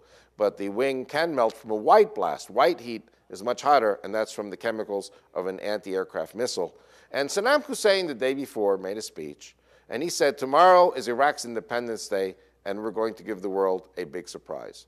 So here, who did I get this from? Dr. Laurie Milroy in Washington, D.C., who works for the Justice Department. So the Justice Department under Janet Reno silenced her. Louis Freeh quits the FBI a month after the revelations of Jana Davis, that the FBI had instructions to refuse to accept 1,000 pages of documents about the Islamic and Iraqi participation in the Oklahoma City bombing. By the way, if you remember JFK, JFK had a press secretary, Pierre Salinger, and Pierre Salinger interviewed the Air France captain who had to veer off violently with his Air France airliner, to evade the missile that was coming at his plane first. And praise God, he succeeded in evading the missile. But then the missile, which is a heat-seeking missile, went on to the next heat-emitting source, which was TWA-800.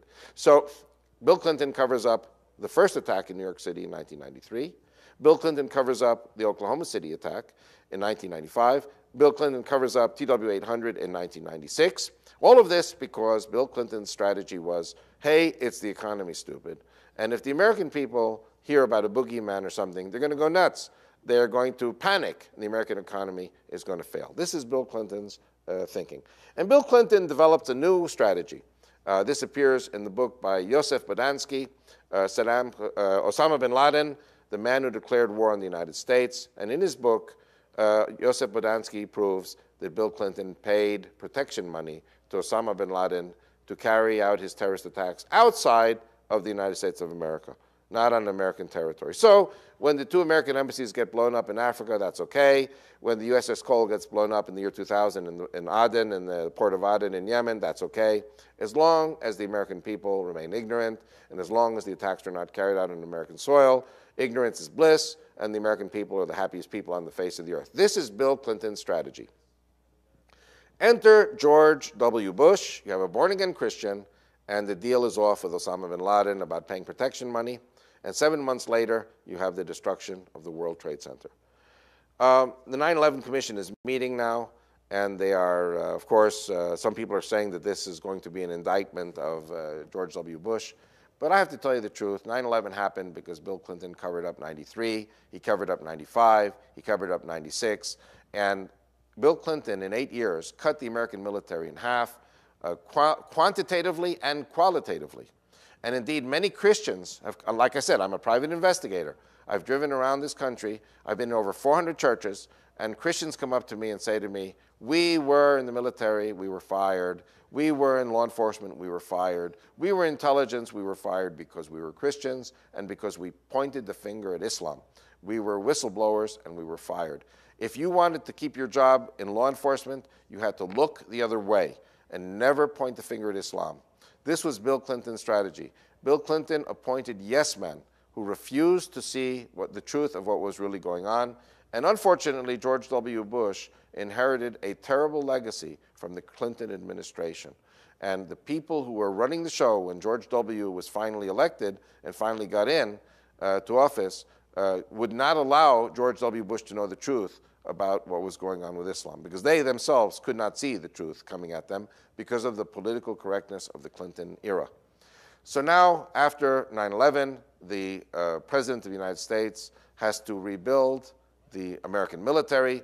We are talking about 8 years of disaster that Bill Clinton wrought on the U.S. military, and now all of a sudden, George W. Bush has to completely rebuild the American military to bring it back to strength. America on 9/11 is a paper tiger, and George W. Bush must say that Islam is a religion of love, that Islam is a religion of peace, and that we all serve the same God, because the United States simply cannot deal with the Islamic terrorism without the assistance of supposed allies like Saudi Arabia, Egypt, Pakistan, and others.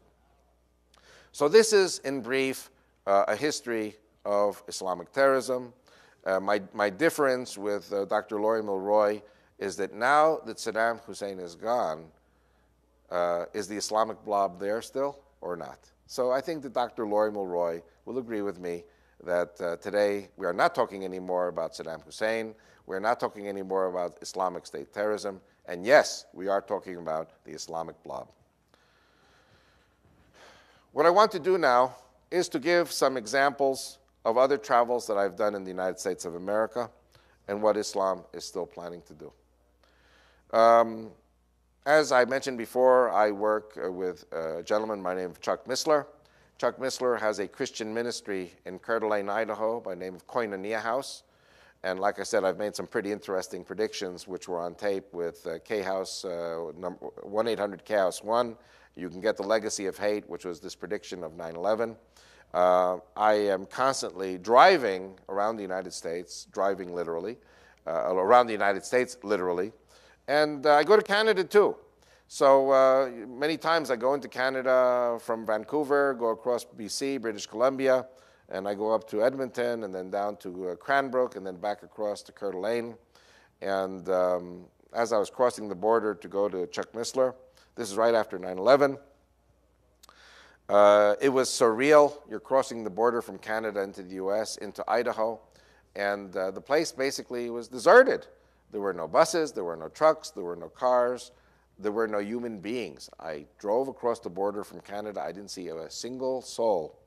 I drove up to the American passport control, and I had my passport in my pocket. I always have my American passport ready, and I drove up to the passport control officer's window. There was no one there. I got out of my van, and I started walking around and knocking on the glass. You know, you don't just drive into the country. You have to report to someone. And the gentleman came to the window, and I get back in my car, and he says, "Nationality." And I pull out my American passport, and I show it to him. And he got red in the face. And he got very angry. And he said to me, "I don't want to see your passport. I want to hear your voice." And I said to him, "I'm a New Yorker," because my license plate is New York. So I said, "New Yorker," like a New Yorker speaks. So he said to me, "What part of New York?" And I told him what part of New York. He said, "What street?" And he started asking me things. I said, "Are you from New York?" He said, "Yes, I'm from New York." So he knew exactly the places that he asked me, and he knew that I was really from New York. And then he got out of his office, and he started checking out my van.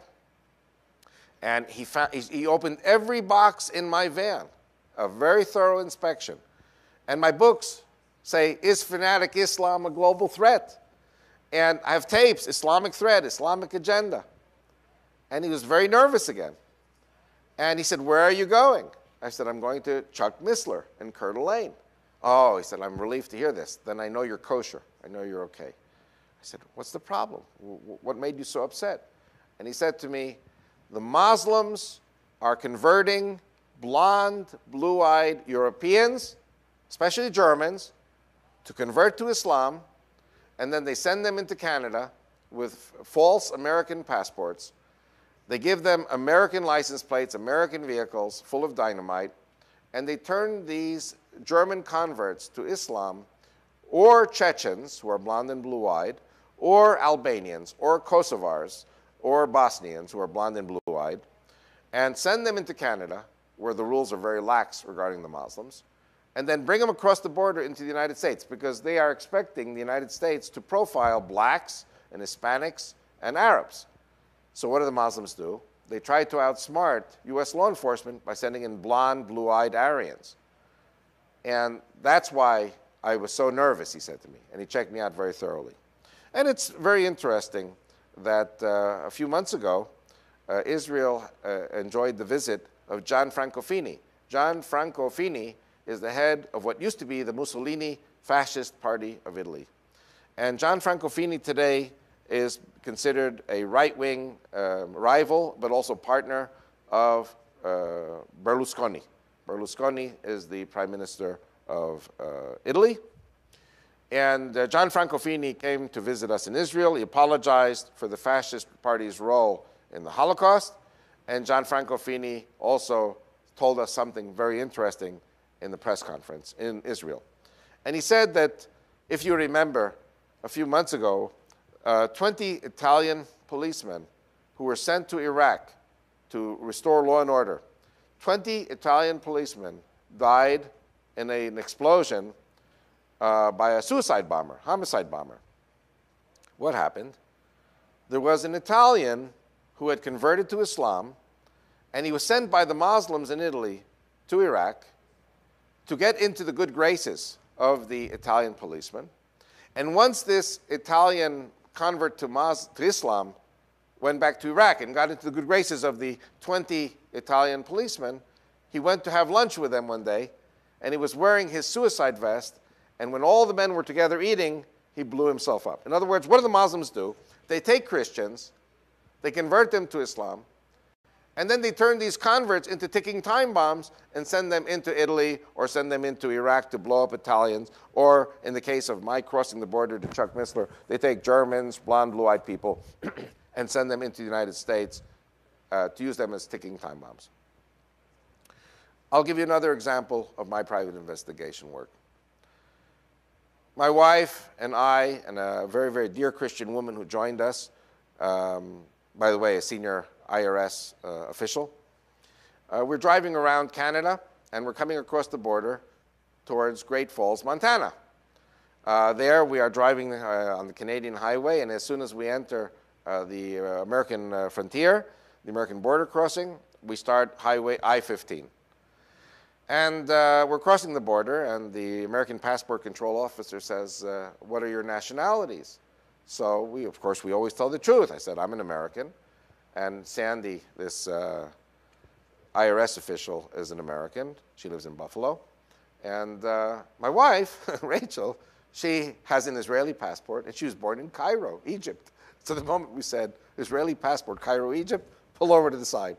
So we pulled over to the side. My wife was furious because now she was going to be interrogated, and she doesn't like this. And my wife is saying to me, get me an American passport so they won't interrogate me every time. And so I'm always laughing because I enjoy these things. I enjoy these little escapades.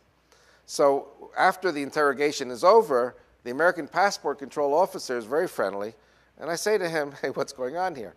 And he said, you want to hear a story? When he understood that our job is to warn the American people, to warn the Canadian people of Islamic terrorism. So he says, want to hear a story? He says to me, we just got a report from the Canadian police that 75 Muslim taxi drivers have just emigrated to go to live in Yukon, Canada, which is right on the border with Alaska. So we said, so what's so interesting about that? He said, well, don't you understand? There are no roads in the Yukon. So if there are no roads, what do you need 75 Muslim cab drivers in the Yukon? And so he said, don't worry.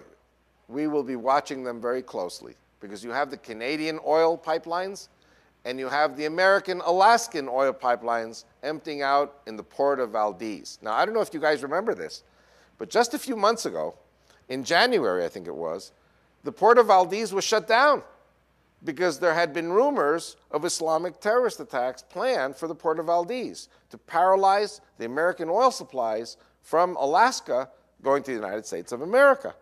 So here you have an example of a piece of information we received in November of 2002, and all of a sudden in January of 2004, these 75 so-called cab drivers are probably the ones behind the Islamic terrorist plans to attack the oil pipelines in Alaska and Canada. And I think that as we are making this teaching, and the oil pipelines are now, the oil prices are up to $40 a barrel, and some people say it could go up to 50 or even more, I think that it becomes even more strategic that America get more and more oil from Canada, from the Yukon, more oil from Alaska, America has to call the Mexican government to order. America bailed out the Mexican economy when the peso was failing a few years ago. Mexico owes it to the United States to increase oil production as well, bring the oil prices down. Venezuela is an oil supplier. It must supply the United States. I know that America today has a strategic problem there with the leader, Hugo Chavez, who is pro-Cuban, pro-communist, and pro-Islamic. So Venezuela today, the people of Venezuela, by the way, are allies of the U.S., but Hugo Chavez is an enemy of the United States. And so I wouldn't be surprised if we will be seeing some kind of a Noriega action. Noriega was in Panama. I predict something is going to happen soon with Hugo Chavez. By the way, Hugo Chavez and his communist leadership is helping the Islamic terrorists in Colombia and the FARC. The FARC is the Colombian revolutionary terrorist group in Colombia. All of this in an effort to destabilize the United States, destabilize the Western countries in the name of communism and in the name of Islam. So this is part of the Islamic strategic plan to attack American oil interests, to attack the American economy. And even now, even though Saddam Hussein is theoretically not in the picture anymore, we still do have Osama. And if Osama also, if and when Osama is apprehended, then we still have many, many other Islamic people who have one goal and one goal only, and that's the destruction of the United States of America. If you destroy, God forbid, if you destroy the United States of America, then all the other countries will fall like dominoes to Islam. And like I said earlier in this program, Europe is falling to Islam country by country in a domino manner. And the United States and the Europeans, the Christian world, must wake up to this challenge and stop Islam cold in its tracks. So this is another example of information I've picked up. By the way, I want to give you some more information. For example, I was driving across New Mexico. You know, I'm here in Odessa. I don't know how far these teachings are going to reach.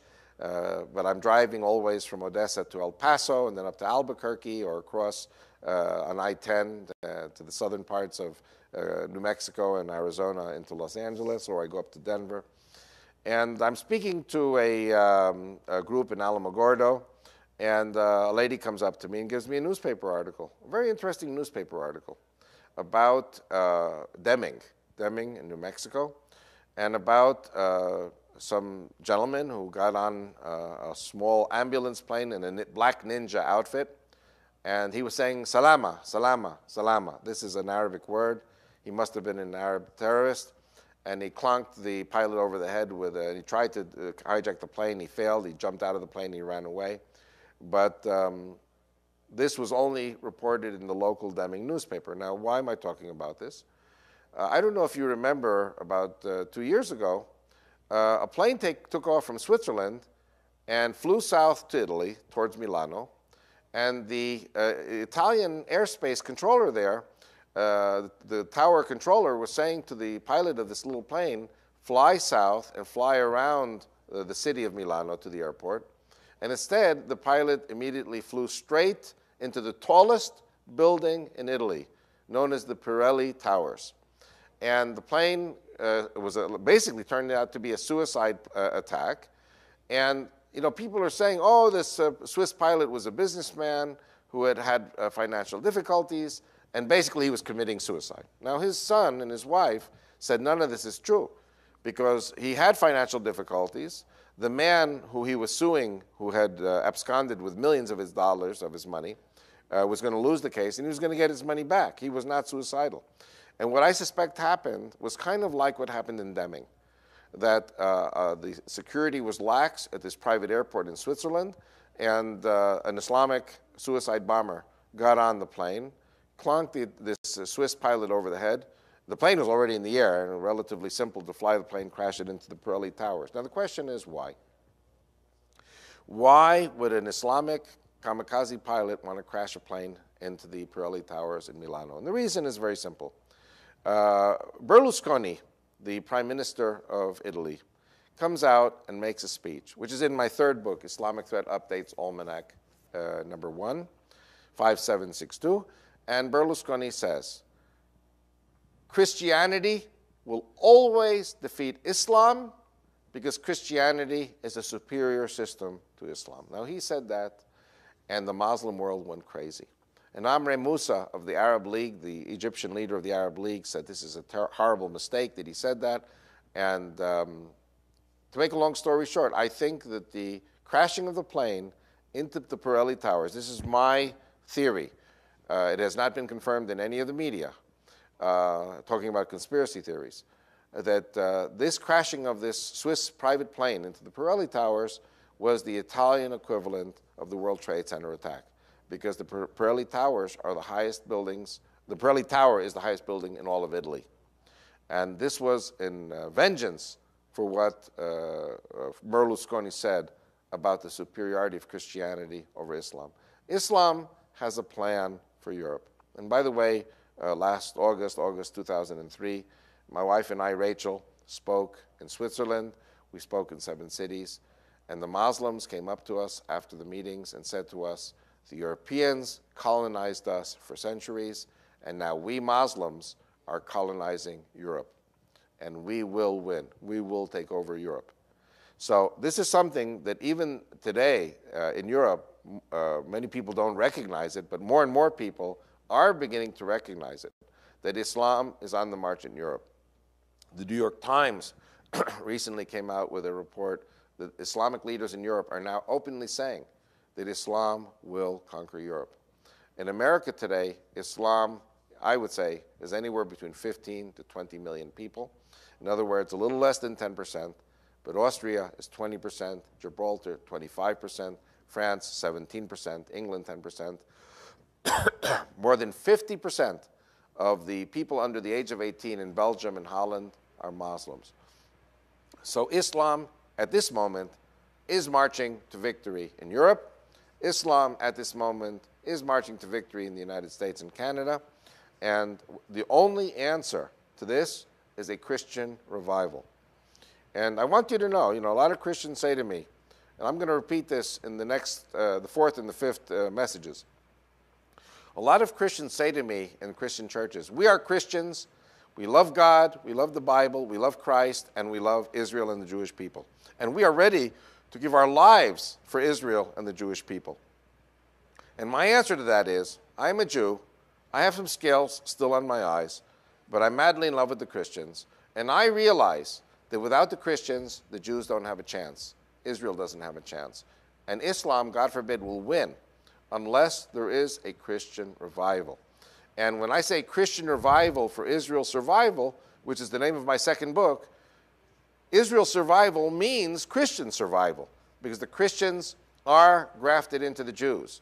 So Christian revival for Israel's survival means Christian revival for the Jewish people, the survival of Israel.